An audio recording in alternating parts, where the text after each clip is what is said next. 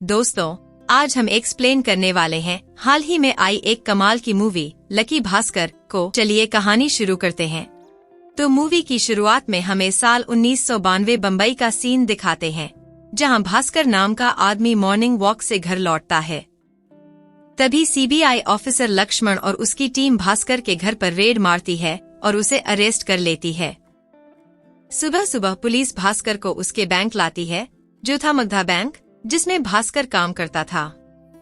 लक्ष्मण बताता है कि तुम्हारे बैंक में पैसों का बहुत बड़ा घोटाला हुआ है, हम लोग उसी की जांच करने आए हैं। फिर भास्कर की वाइफ सुमति उसे कॉल करके बताती है कि कुछ सीबीआई ऑफिसर हमारे घर की तलाशी ले रहे हैं, आप किधर हो? भास्कर कहता कि तुम फिक्र मत करो, उन्हें अपना काम करने दो। इधर बैंक में ऑफिसर्स ने सारी फाइलें बिखेर रखी थीं। उनकी इन्वेस्टिगेशन जोरों शोरों पर थी। इसी बीच भास्कर हमें अपने बारे में बताना शुरू करता है। भास्कर मगधा बैंक का एक छोटा सा एम्प्लॉय था, जिसकी सैलरी थी महज 6000। ऊपर से उसने 36,000 रुपए का कर्जा भी ले रखा था। भास्कर रोज अपने बजाज स्कूटर पर बैठकर टाइम से बैंक पहुंच जाता और सीनियर्स के दिए सारे कामों को बिल्कुल ईमानदारी से करता, इस उम्मीद में कि किसी दिन उसका भी प्रमोशन होगा, जिससे उसका सारा कर्जा चुकता हो जाएगा। और हाँ, यहाँ गौर करने वाली बात यह है कि उस जमाने में कंप्यूटर ज्यादा प्रचलित नहीं थे। बैंक का सारा काम जैसे कि लेजर्स, स्टेटमेंट वगैरह एम्प्लॉयज मैनुअली ही भरा करते थे। फिर कभी 3 महीने या 6 महीनों में सारा डेटा कंप्यूटर में फीड किया जाता था। बैंक के गैराज में एक दिन मेरी भी ऐसी ही कार होगी। यहाँ भास्कर का एक जिगरी दोस्त भी था, सांबा, और ये दोनों क्लासमेट्स थे। लेकिन भास्कर पढ़ाई में अच्छा होने के कारण पढ़ लिख कर बैंक एम्प्लॉय बन गया, जबकि सांबा क्लर्क का काम करता है। साथ ही थोड़ी बहुत साइड इनकम के लिए भास्कर बैंक में आने वाले कस्टमर्स के एप्लीकेशन फॉर्म भी फिल किया करता था। खैर, एक दिन एंथनी नाम का बंदा भास्कर के बैंक में 1 लाख रुपए का लोन लेने आता है, और भास्कर जब उससे सिक्योरिटी के बारे में पूछता है तो एंथनी कहता है कि मेरे पास गिरवी रखने के लिए कुछ भी नहीं है। तो भास्कर उसे लोन देने से मना कर देता है। वहीं हम भास्कर को देखते हैं, जिसने पूरे मोहल्ले से कर्जा ले रखा था। बात करें उसके माँ बाप की, तो भास्कर के पिताजी एक जमाने में सीए थे, लेकिन उनके साथ उनके दोस्त ने ही पैसों की हेराफेरी की, जिसके कारण वो डिप्रेशन में चले गए। इसके बाद ना वो किसी से बात करते हैं और ना ही कोई काम करते हैं। बस चाय पीते हैं, न्यूज़पेपर पढ़ते हैं और चुपचाप अपनी कुर्सी पर बैठे रहते हैं। वहीं भास्कर की माँ उसके बचपन में ही चल बसी थी, जिससे कि उसके छोटे भाई बहन की जिम्मेदारी भी उसी पर आ गई थी। हमें पता चलता है कि भास्कर की बीवी सुमति ने अपने माँ बाप की मर्जी के खिलाफ जाकर उसे लव मैरिज की थी। सुमति के माँ बाप भास्कर की कम सैलरी के कारण उसे बहुत नीची नजरों से देखते थे। सुमति और भास्कर का एक छोटा बेटा भी था और सुमति का सपना था कि भास्कर बैंक से लोन ले ले, ताकि वह अपना अचार का बिजनेस शुरू कर सके। तब भास्कर उसे समझाता है कि पहले पुराना कर्जा चुकता हो जाए, फिर नया कर्जा लेने की सोचेंगे। इन्हीं सब के बीच एंथनी आए दिन भास्कर के पास लोन मांगने आ जाता था। फिर एक दिन एंथनी भास्कर को बताता है कि मलेशिया से इंडिया एक शिप आई है, जिसमें उसने ढेर सारे टीवी मंगवाए हैं।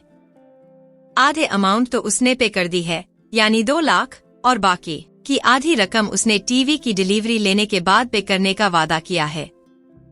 एंथनी भास्कर से रिक्वेस्ट करता है कि मुझे लाख की जरूरत है।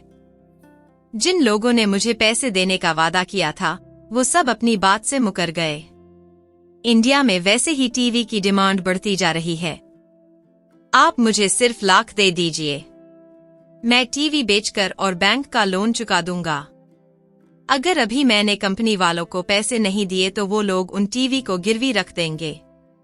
अब एंथनी की स्टोरी सुनने के बाद सांबा भास्कर से कहता है कि तेरा साला तो रियल स्टेट लाइन में है ना, उससे बात करके देख, हो सकता है कि वह पैसों की कुछ मदद कर दे और प्रॉफिट होने पर एंथनी भाई हमें भी थोड़ा बहुत हिस्सा दे देंगे।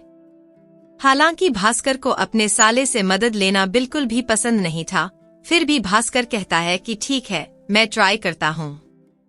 इसके बाद एक पटेल नाम का आदमी आकर पूरे मोहल्ले के सामने भास्कर की शर्ट फाड़ देता है। इतना ही नहीं, वो उसका बजाज स्कूटर भी उठाकर अपने साथ ले जाता है। वो कहता है कि पहले उधार दिया पैसा लौटाओ, फिर आकर अपना स्कूटर ले जाना, जिससे भास्कर को बहुत बुरा लगता है। खैर, अगले दिन भास्कर के पास टैक्सी में जाने तक के पैसे नहीं होते, तो वह पैदल पैदल दौड़कर ही अपने ऑफिस पहुंचता है। फिर बैंक जाकर भास्कर को एक झटका और लगता है कि जो प्रमोशन भास्कर को मिलने वाला था वो किसी और एम्प्लॉय को मिल गया है, और सभी बैंक कर्मचारी भी भास्कर के लिए बहुत दुखी थे, क्योंकि उन्हें भी लगा था कि ये प्रमोशन भास्कर को ही मिलेगा। तब भास्कर जाकर अपने रीजनल मैनेजर से कहता है कि सर, मैं दिन रात मेहनत करता हूँ, बैंक का best employee of the year हूँ, अपने हर महीने के टारगेट को भी समय पर पूरा करता हूँ, लेकिन आपने बंगाली होने के कारण एक बंगाली को ही प्रमोशन दे दिया। यह तो बहुत गलत किया। यह सुनकर रीजनल मैनेजर भास्कर को झाड़ देता है और कहता है कि उसे मैंने उसकी काबिलियत के दम पर प्रमोशन दिया है, ना कि बंगाली होने की वजह से। और वैसे भी तुम तो कस्टमर की एप्लीकेशन फॉर्म भर भर कर अपनी जेब भर रहे हो ना। अगर यह बात जीएम साहब को पता चल गई तो तुम्हें जॉब से निकाल दिया जाएगा। क्या मैं तुम्हारी कंप्लेंट जीएम साहब को कर दूं? तब भास्कर की शक्ल रोने वाली हो जाती है और बेचारा हाथ जोड़कर कहता है कि नहीं सर, ऐसा मत कीजिए। फिर सभी एम्प्लॉय भी यह सब तमाशा देख रहे होते हैं, लेकिन कुछ ही देर बाद भास्कर नॉर्मल होकर रोज की तरह अपना काम करने लगता है। फिर शाम को भास्कर और सांभा किसी कैफे में चाय पी रहे होते हैं। तब एंथनी फिर भास्कर से पैसे मांगने आता है और कहता है कि सर, आज बाकी बचे पैसे देने का आखिरी दिन है। अगर आज मैंने उनको पैसे नहीं दिए तो वह सभी टीवी को नीलाम कर देंगे। मेरा बहुत बड़ा नुकसान हो जाएगा। यह सुनते ही भास्कर अपने बैग से लाख निकालकर एंथनी के हाथ में थमा देता है। यह देख सांबा भी हैरान हो जाता है और पूछता है कि ये तूने कैसे अरेंज किए। असल में भास्कर ने लॉकर में रखने के बहाने बैंक का पैसा अपने बैग में डाल दिया था। आज फ्राइडे होने के कारण बैंक अगले 2 दिन बंद रहेगा।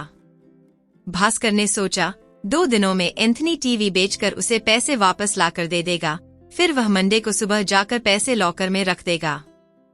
किसी को कुछ पता भी नहीं चलेगा। यहाँ भास्कर कहता है कि अगर किसी को पता चला तो ज्यादा से ज्यादा क्या होगा, मेरी नौकरी चली जाएगी। अरे, मैं तो पहले से ही इतनी मुसीबत में हूँ, उस पर नौकरी भी चली गई तो कौन सी बड़ी बात होगी। फिर एंथनी कहता है कि इंडिया में आजकल टीवी की बहुत डिमांड है, लेकिन दूसरे देश से इंपोर्ट होने के कारण टीवी के पीछे काफी सारा टैक्स भरना पड़ता है, जिससे एक टीवी की कीमत तकरीबन 40,000 तक पड़ जाती है। हालांकि हम एक छोटी सी ट्रिक का इस्तेमाल कर काफी सारा टैक्स बचा सकते हैं। इंडिया में स्पेयर पार्ट्स इंपोर्ट करने पर कोई भी टैक्स नहीं लगता, तो हम स्पेयर पार्ट्स के नाम से टीवी इंपोर्ट करेंगे। बाकी हम पोर्ट के ऑफिसर को थोड़ा बहुत खर्चा पानी दे देंगे ताकि वह हमारे काम में टांग न अड़ाए। इस तरह हम 30,000 का टीवी 12,000 में खरीद सकेंगे और उसी टीवी को हम डबल रेट यानी कि 24,000 में बेचेंगे। इतना ही नहीं, मार्केट रेट से कम टीवी बेचने पर सारे कस्टमर हमारा ही टीवी खरीदेंगे और यह आइडिया सबको काफी अच्छा लगता है। खैर, अब अगले दिन देर रात तक भास्कर एंथनी का वेट करता है, मगर एंथनी पैसे लेकर वापस नहीं लौटता। फिर एंथनी और सांबा भास्कर के पास आते हैं। सांबा मायूस चेहरे के साथ कहता है कि सब खत्म हो गया। भास्कर को कहता है, अरे सर, सारी टीवी बिक गए। यह लीजिए आपके 2 लाख रुपए और आपका हिस्सा भी। यह खबर सुन भास्कर बहुत खुश होता है और वह एंथनी को शुक्रिया अदा करता है, वरना उसकी नौकरी और इज्जत दोनों चली जाती। वही एंथनी उस पर भरोसा करने के लिए थैंक यू कहता है। फिर मंडे मॉर्निंग भास्कर बैंक जाकर उन 2 लाख को लॉकर में रख देता है। इस दिन के बाद से भास्कर, एंथनी और सांबा तीनों पार्टनर बन गए। भास्कर छिपकर बैंक से पैसे निकालकर एंथनी को देता, एंथनी टीवी इंपोर्ट करता और उनके बीच का प्रॉफिट तीनों में बांट देता। रिश्वत के तौर पर वह लोग पोर्ट के ऑफिसर्स को आए दिन छोटी मोटी पार्टीज देते रहते थे ताकि वह लोग भी चुप रहें। ऐसे ही धीरे धीरे भास्कर का कर्जा भी उतर गया। पर यह देख सुमति भास्कर पर शक करने लगी कि कहीं यह कोई गलत काम तो नहीं कर रहे। तब भास्कर सुमति से बस इतना कहता है कि मैं मेरे दोस्तों के साथ मिलकर बिजनेस कर रहा हूँ। इसके बाद भास्कर धूमधाम से अपने बेटे का बर्थडे सेलिब्रेट करता है। यह देख उसके सभी रिश्तेदार उससे जल जाते हैं। उसी पार्टी में एंथनी सांबा और भास्कर से कहता है कि मेरे बेटे की अमेरिका में जॉब लगी है, वह मुझे अपने पास अमेरिका बुला रहा है। अगर मैं वहाँ चला गया तो मेरा बिजनेस सब बंद हो जाएगा और मुझे उसी की कमाई खानी पड़ेगी। अब तक मैंने जो कुछ भी कमाया सब बेटे की पढ़ाई लिखाई में लगा दिया। अब मेरे पास कोई भी सेविंग नहीं बची। इससे पहले मैं अमेरिका जाऊं, क्यों ना हम एक बड़ी डील करें। प्रॉफिट को तीनों में आपस में बांट देंगे। उन्हीं पैसों से मैं अमेरिका में कोई छोटा मोटा बिजनेस शुरू कर लूंगा। आगे वह बताता है कि इस हफ्ते दुबई से 3 महंगी गाड़ियां आ रही हैं, जिनके कोई कागज नहीं है। अगर हम यह 3 गाड़ियां डीलर को बेच दें तो हमारी किस्मत पलट जाएगी, लेकिन इस सौदे के लिए हमें 10 लाख रुपए चाहिए होंगे। भास्कर कहता है कि अरे बाप रे, 1-2 लाख की बात होती तो भी ठीक था, पर 10 लाख रुपए बहुत ज्यादा है, बैंक वालों को शक हो जाएगा। हालांकि बाद में भास्कर का मन बदल जाता है और वह डील के लिए रेडी हो जाता है। फिर भास्कर जैसे तैसे बैंक से 10 लाख रुपए निकालकर एंथनी को देता है। तो ये लोग पोर्ट पर उन गाड़ियों की डिलीवरी लेने जाते हैं, मगर जब वो लोग गाड़ियां लेकर डीलर के पास आते हैं तो उन्हें पता चलता है कि उस डीलर को तो पुलिस ने किसी और केस में अंदर कर दिया है। यह सुन उन तीनों के होश उड़ जाते हैं। तभी भास्कर के दिमाग में एक आइडिया आता है। वो उन गाड़ियों पर गवर्नमेंट का नंबर प्लेट लगवा देता है। इसके बाद कुछ भिखारियों को नेता बनाकर उन गाड़ियों में बिठा देता है। वहीं एक बार डांसर को फिल्म एक्ट्रेस बनाकर एक गाड़ी को चेक पोस्ट पार करवाता है। तब पुलिस भी इन्हें वीआईपी गाड़ियां समझकर ज्यादा कुछ नहीं पूछती। फिर उन गाड़ियों को यह लोग गोवा में ले जाकर बहुत अच्छी कीमत पर बेच देते हैं और गोवा से लौटने के बाद एंथनी अमेरिका के लिए रवाना हो जाता है। फिर अगली सुबह भास्कर पैसे लेकर बैंक जाता है, जहां वह देखता है कि पुलिस और आरबीआई ऑफिसर पहले से मौजूद हैं। असल में बैंक के रीजनल मैनेजर और रीजनल असिस्टेंट मैनेजर ने मिलकर एक बहुत बड़ा स्कैम किया था। यह देख भास्कर बहुत घबरा जाता है और सोचने लगता है कि इन पैसों को मैं लॉकर में कैसे रखूं। उसी समय जीएम आकर भास्कर से उसके हाथ में पकड़े सूटकेस के बारे में पूछने लगता है। कहता है, भास्कर, आज तुम सूटकेस के साथ बैंक क्यों आए हो? इसमें क्या है, दिखाओ जरा। भास्कर कहता है कि सर, छुट्टी थी ना, तो मैं अपने गांव चला गया था, वहीं से सीधा बैंक आ रहा हूँ। फिर सूटकेस खुलने पर अंदर से कपड़े निकलते हैं। तब हमें पता चलता है कि जब सभी लोग बैंक से बाहर गए थे, उस समय भास्कर ने मौका देखकर उन पैसों को अपनी जगह पर रख दिया था। खैर, सब हो जाने के बाद भास्कर सांबा से कहता है कि अब मैं इस काम को छोड़ दूंगा, यह काम बहुत रिस्की है। वहीं सांबा तो अपनी क्लर्क की नौकरी छोड़कर किसी स्मगलिंग के काम में लग गया था। अब भास्कर के पास उस समय 10 लाख रुपए इकट्ठे हो गए थे। उसमें से उसने अपने लिए गाड़ी खरीदी, बीवी का बिजनेस स्टार्ट करवाया। फिर भास्कर का छोटा भाई उसे आकर बताता है कि भैया, मुझे लंदन की यूनिवर्सिटी में सीट मिली है। अगर मैं इंडिया से इंजीनियरिंग करता हूँ तो मेरी सैलरी केवल 5 से 10 हजार होगी। वहीं अगर मैं लंदन या अमेरिका से करूँगा तो मुझे महीने का 30 हजार मिलेगा। तब भास्कर खर्चा कर कर अपने भाई को लंदन पढ़ाई के लिए भेज देता है। फिर एक दिन बैंक का चेयरमैन बैंक आता है और भास्कर से कहता है कि रीजनल मैनेजर और रीजनल असिस्टेंट मैनेजर के कारण हमारे बैंक की बहुत बदनामी हुई है, इसलिए मैं अब बैंक में कुछ बदलाव कर रहा हूँ। आज से तुम इस बैंक के असिस्टेंट जनरल मैनेजर हो और तुम्हारी सैलरी होगी लाख। अगर और कुछ भी चाहिए तो बता देना। यह सुन भास्कर की खुशी का कोई ठिकाना नहीं रहता।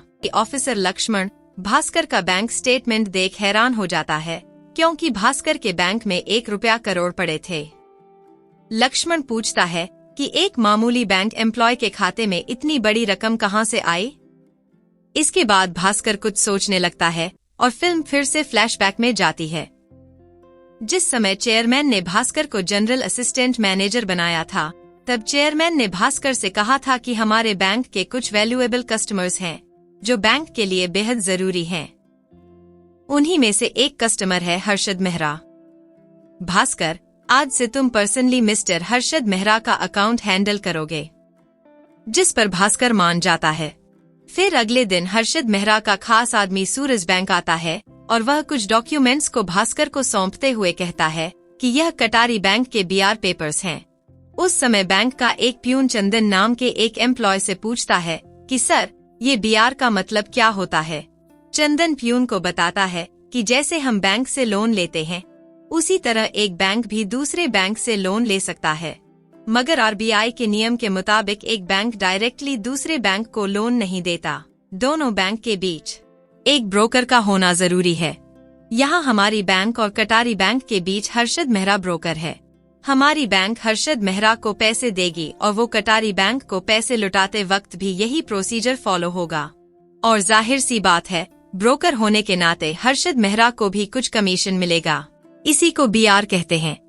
फिर भास्कर सूरज को बीआर देते हुए कहता है कि इस बार को 2 हफ्तों में क्लियर कर दो।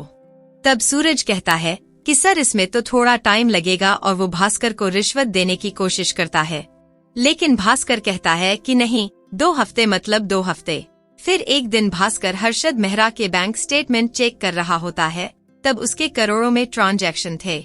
और हाँ, स्टेटमेंट में यह भी साफ था कि भास्कर के बैंक ने हर्षद मेहरा को लोन दिया था, मगर हर्षद ने वो पैसे कटारी बैंक को दिए, ऐसा कोई भी स्टेटमेंट नहीं मिला था।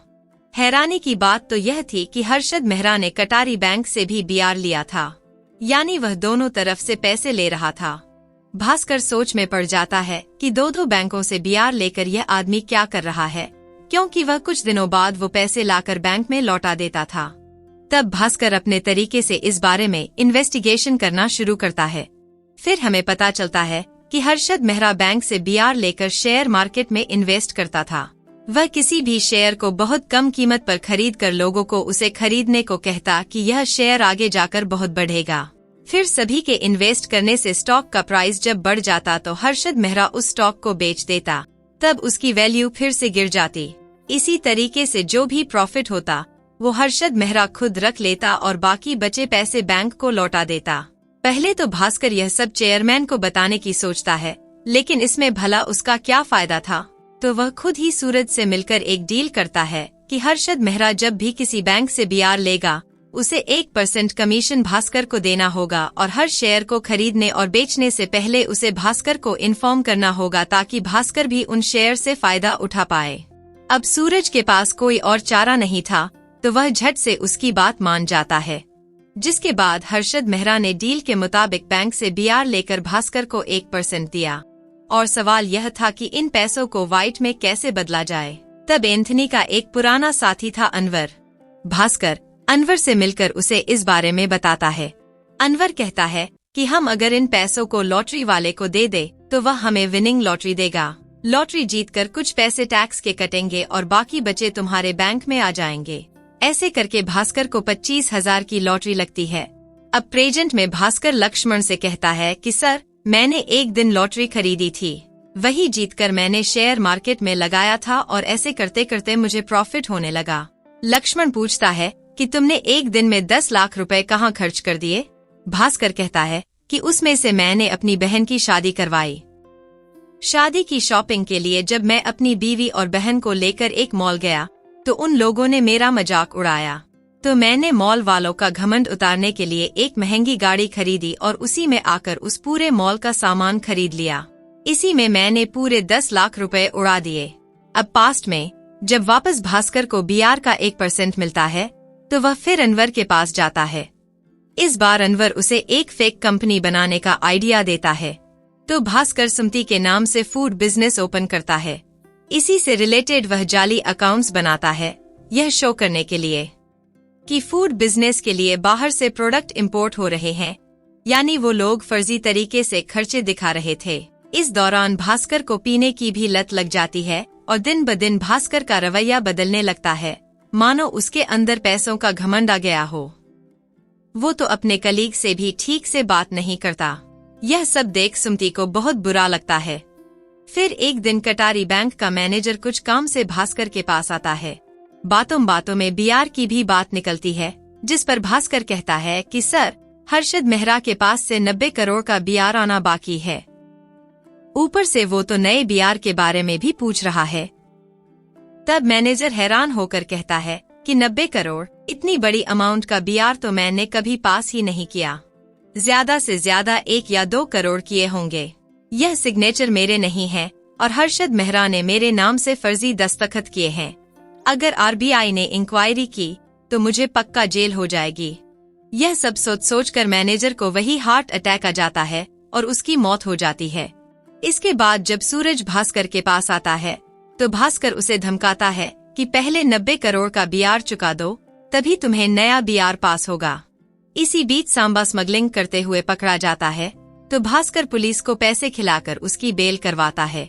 फिर भास्कर का साला उससे किसी इमरजेंसी के लिए पैसे मांगता है और इस दौरान सुमति और उसकी माँ के बीच खूब बहस हो जाती है। उसकी माँ कहती है कि फूड बिजनेस का सुझाव मैंने तुझे दिया था और मेरी वजह से तुमने इतना पैसा कमाया है। यह सुनकर सुमति गुस्से में अपनी शॉप तोड़ देती है और घर में इतना तनाव होता देख भास्कर के पिताजी इतने सालों बाद सवाल उठाते हैं।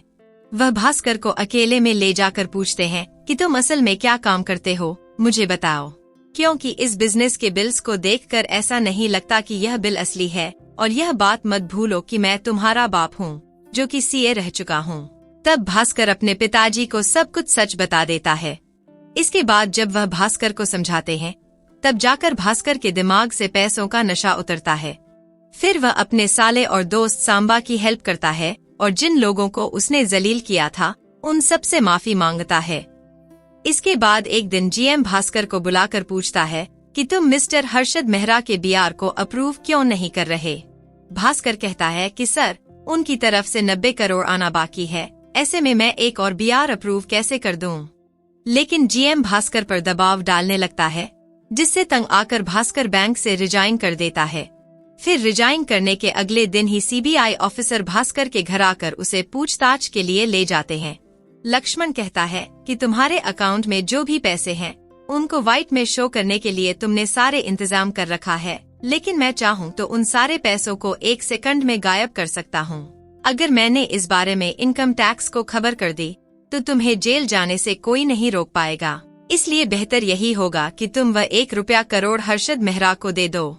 यानी कि बैंक का जीएम और सीबीआई ऑफिसर लक्ष्मण दोनों हर्षद मेहरा के साथ मिले हुए थे।